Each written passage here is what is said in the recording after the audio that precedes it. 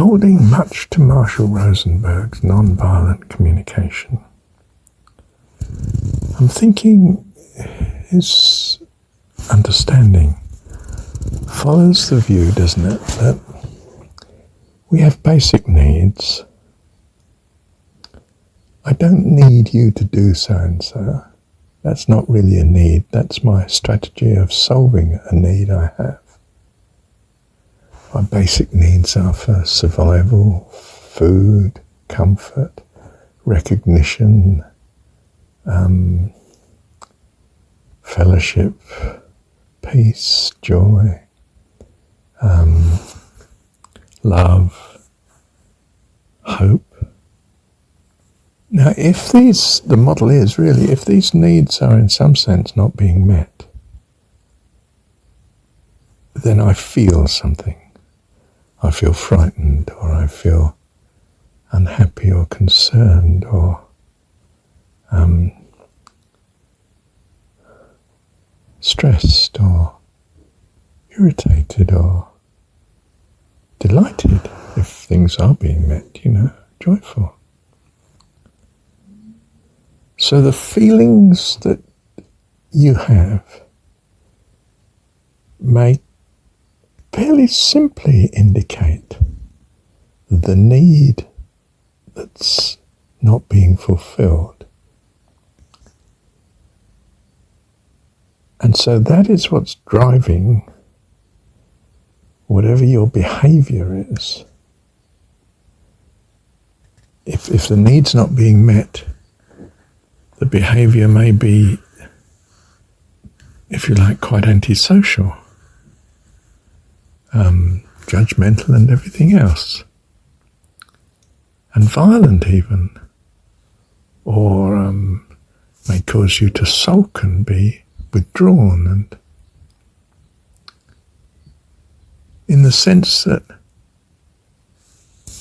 you're responding to your feelings, and the feelings are there because a certain need is not being met.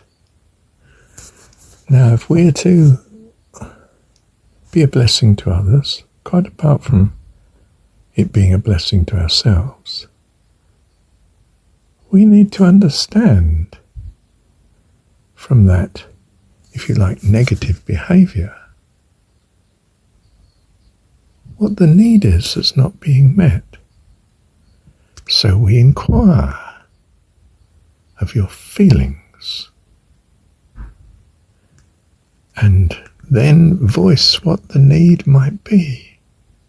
See if you agree. And perhaps you don't. You say, no, I don't have that. I feel unhappy because I was expecting so-and-so. Ah. And that would have met what need? My security or company. Ah, I see. So how else, so one of the ways was this that you're asking for. That would meet your need as you see it. Yes. Would it? We might analyse this and say, oh yes, I suppose it would, yes. Or we might say, but this need could be met in lots of other ways. I mean, why not play chess with someone else? Doesn't have to be me, does it? Oh, yeah, that's true. But I haven't got anyone else, and I was hoping it would be you. And now it's not. So I'm sulking. Oh, right. Okay. That's understood, love.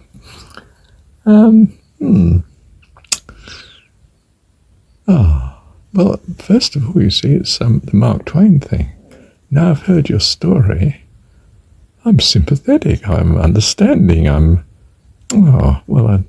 can see, poor soul, she wants to play chess. Okay, play chess. I'm more willing because I know your need, and, well, perhaps it's not such a great cost to me, and your needs become significant to me now I've heard it, because you're a friend of mine. I don't want to lose I don't want you to be in need anyway. Yeah, okay, I'll Come on, come on. Let's play. Let's play. Do you see, when you love someone, you're concerned, he's playing up. What's he feeling? Because if I find out what he's feeling, I might have some indication of what need he's lacking. He's suffering from something, a lack of a need being met. And perhaps I can help. I may too have feelings going on in relation to this other person that are perhaps making my reaction to them not positive. So I explain too when after I've found out what their needs are and understood how they're feeling and empathised with them, and yeah, I see what you mean though. Well, I can understand that. And they're much more willing to listen to what my needs might be too. They don't have to be trained in Marshall Rosenberg's something, or even loving me, but they're just feeling better towards me now. They feel I've listened truly and do appreciate what their need is, and that they're not being unreasonable. They have a need.